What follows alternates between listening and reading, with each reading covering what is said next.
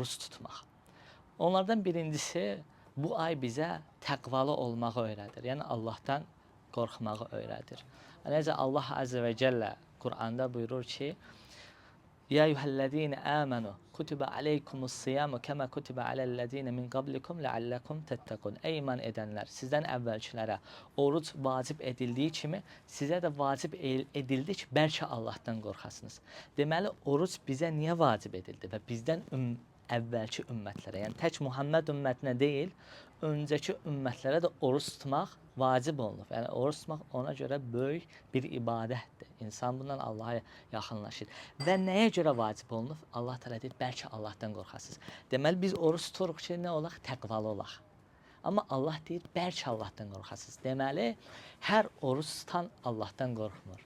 Hər oruç tutan təqvalı olmur. Kim ki orucu dinimizin, şəriətin göstərdiyi şəkildə Allahın bizə öyrətdiyi məqsədlə oruç tutarsa, o bu mərtəbəyə çatar.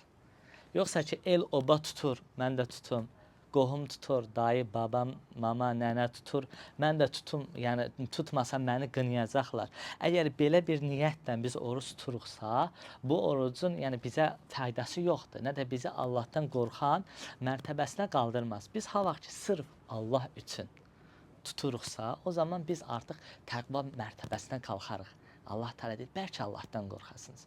Artıq biz bunu Allah Teala'nın göstərdiyi şəkildə tutsaq, təqva mərtəbəsinə qalxa bilərik. Və dediyimiz kimi, qardaşlar, qısa olaraq xatırladıram ki, Ramazanda bizə öyrəndiyimiz, Ramazan bir mədrəsədir və burada öyrəndiyimiz şeylər var. Onlardan biri nədir? Təqvalı olmaq, oruç tutaraq təqva mərtəbəsinə qalxmaqdır. Ondan sonra Ramazan bizə öyrədir Allah üçün yaşamaq. Allah üçün yaşamaq. Çünki fikir verin, hədisdə gəlir ki, Allah Əzə və Cəllə buyurur, deyir ki, qulum bütün əməlləri onadır, oruc mənədir, orucun qarşılığını mən verəcəm. Allah Teala orucun qarşılığını özəl olaraq hazırlayıb. Çünki bir çox əməllər içərisində riya qarışa bilər, başqa niyyətlər qarışa bilər. Amma oruc yeganə ibadətdir ki, başqa niyyətlər qarışmır. Çünki sən tək də olanda həya edirsən ki, Allah səni görür. Yəni tək olanda da yeməkdən, Allah Teala'nın halal buyurduğu şeylərdən imtina edirsən ki, Rəbbin səni görür.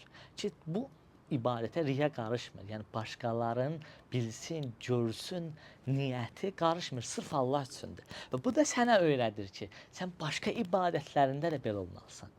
Başqa ibadətlərini sırf Allah üçün etməlisən. Yəni Allahı razı salmaq üçün, Allahın dinini Allah qatında ucalmaq üçün, insanlar qatında deyil.